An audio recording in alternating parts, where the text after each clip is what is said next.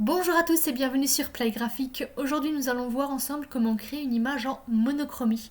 Donc monochromie ça veut dire en une seule couleur. Donc ici j'ai un exemple et nous allons nous pencher sur ce renard. Je vais prendre la flèche blanche pour pouvoir sélectionner l'image et je vois qu'elle est constituée d'une seule couleur, le Pantone orange 021C. C'est-à-dire que cette image n'a aucune autre couleur que le Pantone 021C.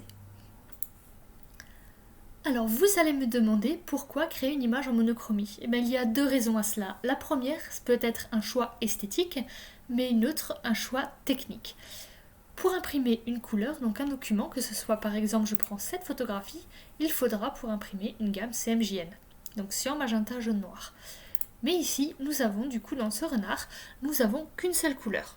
Ce sera beaucoup moins cher d'imprimer ce document car il est régi par deux couleurs, le noir ainsi que l'orange 021C, que d'imprimer tout le document en CMJN. Donc là je parle bien pour une impression offset. Une impression numérique n'aura pas du tout ces mêmes règles. Donc reprenons avec notre renard. Le voici et nous allons maintenant voir le fichier et le réglage pour pouvoir l'incorporer dans InDesign et pouvoir ainsi changer sa couleur. Passons dans Photoshop et je vois ici mon renard en couleur. Et je vais du coup supprimer toutes ces couleurs en allant dans le menu Image, Mode, Niveau de gris. Toutes les couleurs ici ont été supprimées et cette image maintenant n'est plus constituée que de noir. Et je vais l'enregistrer sous. Donc Fichier, Enregistrer sous. Et je vais l'appeler Fox.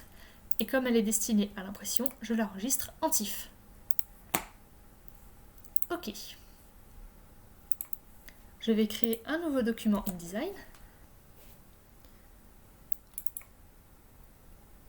Et je vais maintenant pouvoir importer mon image de renard. Donc je vais dans Fichier, Importer, où j'utilise le raccourci clavier CTRL-D et je sélectionne l'image de mon renard. La voici importée. Je vais adapter sa taille. Et je vais pouvoir sélectionner une couleur. Alors il faut faire très attention aussi à la flèche que vous utilisez entre la flèche noire et la flèche blanche. Si j'utilise la flèche noire, ce sera tout le bloc qui sera sélectionné. Donc ici, quand j'y applique une couleur, ce sera la couleur de fond.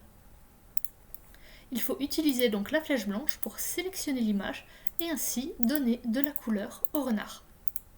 Donc ici, je vois que ce sont les couleurs CMJN qui sont utilisées.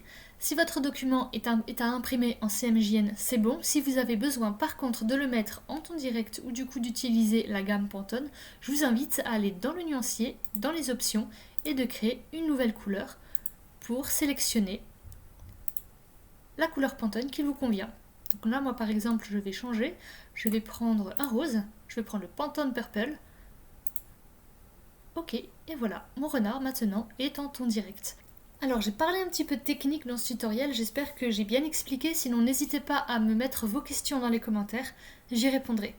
En attendant, je vous souhaite de bien vous éclater, de vous amuser, et je vous souhaite une bonne journée et à la prochaine fois.